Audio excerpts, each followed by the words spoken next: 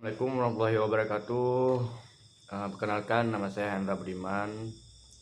Pada kali ini saya akan menjelaskan tentang makalah saya yang berjudul Sistem dan Mekanisme Anggaran Pendidikan. Nanti di sana akan dijelaskan yaitu bagaimana membuat yaitu RAP dan juga prinsip-prinsip dan siapa saja yang terlibat dalam sistem pembuatan RAP di sebuah lembaga.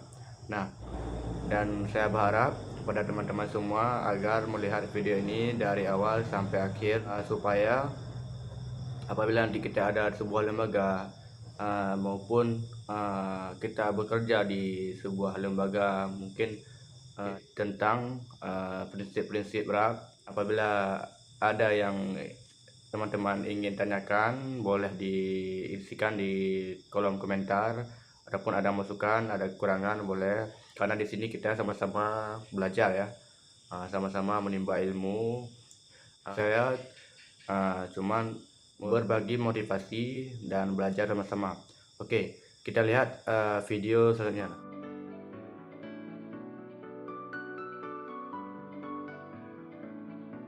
Baiklah, sebagaimana kita ketahui, biaya pendidikan merupakan salah satu komponen masukan instrumental yang sangat penting dalam penyelenggaraan pendidikan di sekolah. Nah, dalam setiap upaya pencapaian tujuan pendidikan, baik tujuan-tujuan yang bersifat kuantitatif maupun kualitatif, biaya pendidikan memiliki peranan yang sangat menentukan. Di samping itu dikenal juga anggaran belanja pendidikan atau education budgets yang terdiri atas dua komponen, yaitu pendapatan pemasukan atau penerimaan di satu pihak dan pengeluaran atau belanja ya. Dalam sistem anggaran di Indonesia, alokasi biaya rutin kepada lembaga atau satuan-satuan penyelenggaraan pendidikan dituangkan dalam DIK atau daftar isian kegiatan. Nah, di sini kita tahu bahwa di setiap satuan pendidikan itu memang ada sebuah pembiayaan, yaitu rutin setiap tahunnya di sebuah lembaga ya. Memang dalam satu tahun memang ada biaya rutin yang masuk dari pemerintah ya. Oke, selanjutnya sistem penyusunan anggaran pembiayaan pendidikan di sekolah, yaitu meliputi RAP dan selanjutnya fungsi RAP, bentuk anggaran dalam RAP. Nah, di sini RAP adalah rencana anggaran pendapatan dan belanja sekolah, yaitu anggaran terpadu antara penerima dan pengguna dana serta pengelola dalam memenuhi seluruh kebutuhan sekolah selama 1 tahun. Nah, ini di RAP sudah dijelaskan di sini bahwa biaya di satuan pendidikan itu memang dalam 1 tahun ya. Dalam 1 tahun memang ada biaya, baik itu dari pemerintah ataupun dari pusatnya ya. Dan selanjutnya adalah fungsi RAP, yaitu dilakukan agar rencana penerimaan dan pengeluaran dana sekolah atau madrasah dapat dikontrol dengan baik. Anggaran itu di samping sebagai alat perencanaan dan pengendalian, juga merupakan alat bantu bagi manajemen dalam mengarahkan suatu lembaga pendidikan untuk menempati posisi yang kuat atau lemah. Nah, di poin yang ketiga ini menjelaskan bentuk-bentuk anggaran dalam RAP. Nah, di sini yang pertama dari pemerintah, dan yang kedua dari orang tua siswa, yang ketiga dari masyarakat, yang keempat dari alumni, ini termasuk alumni tamatan dari sekolah tersebut ya. Dan yang selanjutnya adalah dana dari peserta kegiatan dan dana dari kegiatan wirausaha sekolah. Oke, kita lanjut di prinsip-prinsip RAP ya, yaitu rencana anggaran pendapatan dan belanja sekolah. Itu mencerminkan kekuatan sekolah dalam membiayai penyelenggaraan pendidikan dan sekaligus menggambarkan rata-rata status sosial ekonomi keluarga para siswa. Sekolah sebagai institusi penyelenggara pendidikan dan pembelajaran yang mendapatkan dukungan masyarakat Maka satu aspek penting dalam RAP adalah keterbukaan. Dan yang keempat adalah strategi penyusunan anggaran pembiayaan pendidikan di sekolah. Di sini ada beberapa poin. Yang pertama, mengidentifikasi kegiatan yang akan dilakukan selama periode anggaran. Nah, di sini misalnya 1 tahun ya kan. Dan yang kedua, menyusun usulan anggaran untuk memperoleh persetujuan dari pihak yang berwenang. Dan yang ketiga, melakukan revisi usulan anggaran. Dan yang keempat, persetujuan revisi usulan anggaran.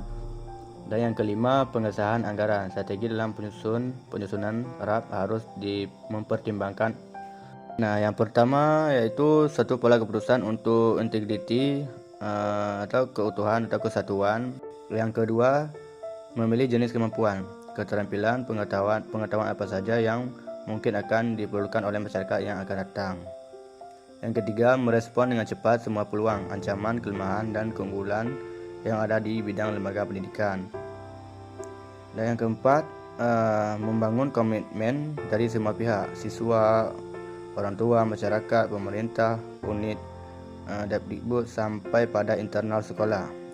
Atau internal sekolah yaitu termasuk juga kepala sekolah, siswa maupun guru-guru yang ada di sekolah tersebut untuk sama-sama meningkatkan mutu sekolah. Dan yang terakhir adalah menentukan tingkat kontribusi dari setiap input pendidikan yang bermuatan biaya terhadap mutu pendidikan atau prestasi belajar siswa, efisiensi internal, dan angka permintaan masyarakat terhadap lulusan sekolah, efisiensi eksternal ataupun lulusan.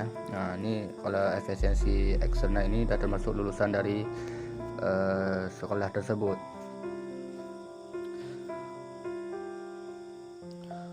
Oke, next di selanjutnya. Nah, dari kesimpulan yang saya sampaikan di atas, dalam penyelenggaraan pendidikan, keuangan, dan pembiayaan merupakan potensi yang sangat menentukan dan merupakan bagian yang tidak terpisahkan dalam kajian perencanaan pendidikan.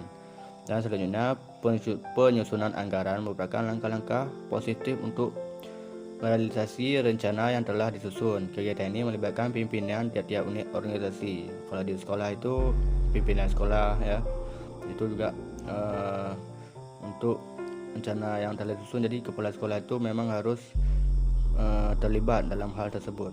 Nah, kalau misalnya tidak terlibat nanti ada menyeleweng ya kan, dana bisa jadi tidak sesuai ataupun tidak keterbukaan. Nah, tadi di belakang sudah kita jelaskan bahwa untuk menyusun RAP ini memang memerlukan keterbukaan dari satuan organisasi tersebut. Baiklah, cukup sekian yang dapat saya sampaikan.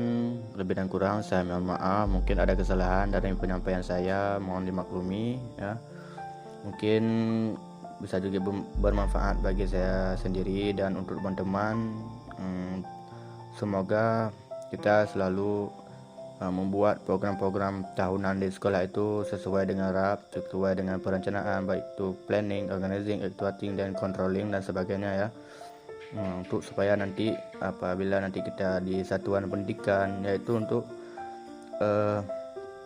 membuat sekolah itu lebih bermutu dan ada keterbukaan dalam membuat sistem RAP dan terbuka baik itu dengan sekolah, dengan masyarakat, dengan siswa. Nah, ini harus kita terapkan supaya nanti lebih bekerja sama, karena untuk membangun sebuah organisasi itu memang memerlukan kerjasama. Oke, cukup sekian. Wabillahi taufiq wal hidayah. Wassalamualaikum warahmatullahi wabarakatuh.